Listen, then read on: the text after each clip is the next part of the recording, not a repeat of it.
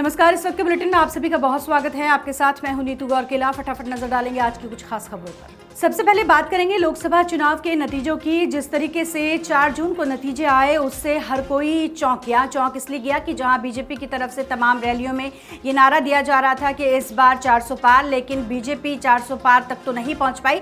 लेकिन एनडीए ने इस बार जो है सीटें हासिल की हैं वो 292 सीटें मिली हैं। वहीं दूसरी ओर आपको इंडिया अलायंस की बात करें तो इंडिया अलायंस को 233 सीटें मिली हैं। वहीं जहां बीजेपी को सीटें मिली हैं 240, तो वहीं कांग्रेस को 99 सीटें मिली हैं। तो इससे अंदाजा लगाया जा सकता है कि इस बार का जो चुनाव रहा लोकसभा चुनाव का वो काफ़ी ऐतिहासिक रहा। वहीं आज यानी कि 5 जून को एनडीए की तरफ से सरकार बनाने की पेशकश की जाएगी और बैठक यहां पर बुलाई गई है पीएम मोदी की अध्यक्षता में। 18वीं लोकसभा की 543 सीटों में से एनडीए को 292 और इंडिया अलायंस को 233 सीटें मिली हैं। हालांकि बीजेपी 272 के बहुमत के आंकड़े को नहीं छू पाई, लेकिन एनडीए को बहुमत मिला। एनडीए आज सरकार बनाने का दावा पेश कर सकती है। उसने अपने घटक दलों की बैठक बुलाई है। पीएम मोदी ने बिहार के सीएम नीतीश कुमार और आंध्र प्रदेश के पूर्व सीएम चंद्रबाबू नायडू को फोन कर बैठक के लिए बुलाया है। बता दें कि मोदी कैबिनेट की बैठक आज होनी है। मोदी इस बैठक के बाद राष्ट्रपति भवन जाएंगे। इस्तीफा देकर नई सरकार बनाने का दावा पेश करेंगे।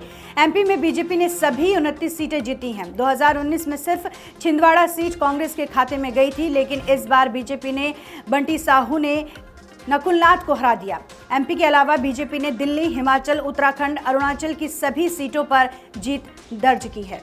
बढ़ते हैं आगे, बात करेंगे इंडिया अलायंस की। इस लोकसभा चुनाव में जिस तरीके से इंडिया अलायंस को सीटें मिली हैं वो काफ़ी चौंकाने वाली हैं। हालांकि ये एक कांग्रेस के लिए ये खुशी की बात है, क्योंकि अभी अगले साल जो है विधानसभा चुनाव होने हैं कई राज्यों में, तो उसके लिए एक रास्ता कांग्रेस का बनता हुआ नज़र आ रहा है, इंडिया अलायंस का बनता हुआ नज़र आ रहा है। और इस जो पूरा ये नतीजा निकला है 4 जून को, उसको लेकर राहुल गांधी काफ़ी गदगद नजर आए, खासकर यूपी की सीटों को लेकर, क्योंकि शायद उन्हें भी इस बात का अंदाजा नहीं था कि जिस तरीके से उन्हें सीटें यूपी में मिलेंगी वो कहीं ना कहीं आगे का जो सफर है, विधानसभा चुनाव का जो सफर है, उसको तय करने में बड़ी भूमिका निभाने वाली है। क्या कुछ कहा है राहुल गांधी ने, वो भी आप सुनिए। यूपी की जनता से मैं कहना चाहता हूं, आपसे ज्यादा पॉलिटिकल विजडम, मतलब आपने कमाल करके दिखा दिया। यूपी की जनता ने कमाल करके दिखा दिया। नहीं, बहुत सारे स्टेट्स ने कमाल करके दिखाया, मगर बीजेपी यूपी ने हिंदुस्तान की राजनीति समझकर, कॉन्स्टिट्यूशन पर खतरा समझकर उत्तर प्रदेश ने कॉन्स्टिट्यूशन की रक्षा की है। और मैं सब स्टेट्स का धन्यवाद करना चाहता हूं, मगर उत्तर प्रदेश को मैं स्पेशल कहना चाहता हूं। आपने कांग्रेस पार्टी का, इंडिया गठबंधन का समर्थन किया। बहुत बहुत धन्यवाद। बढ़ते हैं आगे, अब बात करेंगे राजधानी दिल्ली की। राजधानी दिल्ली में लोकसभा चुनाव के लिए कांग्रेस और आम आदमी पार्टी अलायंस होकर चुनाव लड़ रही थी और इसके साथ ही बीजेपी ने 7 उम्मीदवारों को मैदान में उतारा था। कांटे की टक्कर यहां पर देखने को मिली, वो इसलिए क्योंकि जहां ये कहा जा रहा था कि इस बार दिल्ली की 7 सीटों पर इंडिया अलायंस अपना दमखम दिखाएगी, लेकिन ऐसा हुआ नहीं। इस बार भी दिल्ली की 7 सीटों पर बीजेपी ने शानदार जीत हासिल की है। और इसके साथ ही आपको विस्तार से बताते हैं कि कौन कौन सी सीटें हैं जहां पर बीजेपी ने बढ़त बनाई है। दिल्ली की 7 सीटों पर बीजेपी के प्रत्याशियों ने जीत हासिल की। राष्ट्रीय राजधानी में बीजेपी को शिकस्त देने के लिए आम आदमी पार्टी और कांग्रेस ने इंडिया गठबंधन के तहत हाथ मिलाया, लेकिन जनता ने दोनों के गठजोड़ को सिरे से खारिज कर दिया। दिल्ली की 7 सीटों पर बीजेपी ने शुरू से ही बढ़त बना रखी थी। आपको बता दें कि चांदनी चौक से बीजेपी के उम्मीदवार प्रवीण खंडेलवाल जीते हैं। उसके साथ ही पूर्वी दिल्ली जो सीट है, यहाँ से मनोज तिवारी जीते हैं।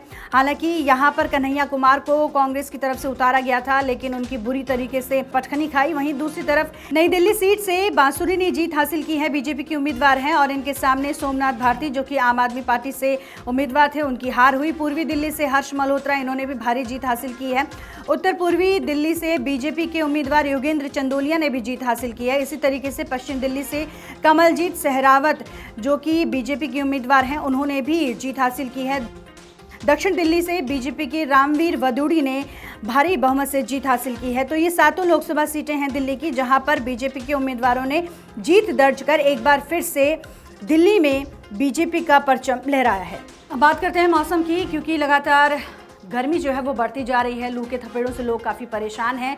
लेकिन अगर हम बात करें 4 जून की, तो 4 जून को हल्की फुल्की यहाँ पर तेज़ हवाएं चली हैं दिल्ली एनसीआर में। इसके साथ ही गर्मी से 1% को राहत तो हम नहीं कहेंगे, लेकिन फिर भी मौसम में थोड़ा सा बदलाव देखने को मिल रहा है। और मौसम विभाग ने अनुमान जताया है 5 जून के लिए कि यहाँ पर दिन भर बादल छाए रहेंगे, धूल भरी आंधी चलेगी और इसके साथ ही शाम होते होते बूंदाबांदी भी हो सकती है। वहीं एनसीआर की बात करें तो एनसीआर में भी मौसम इसी तरीके का रहेगा, लेकिन गर्मी काफ़ी बढ़ रही है। अगर बारिश लगातार हुई तो शायद मौसम में बदलाव जल्द देखा जाएगा और इस भयंकर गर्मी से लोगों को राहत मिलेगी।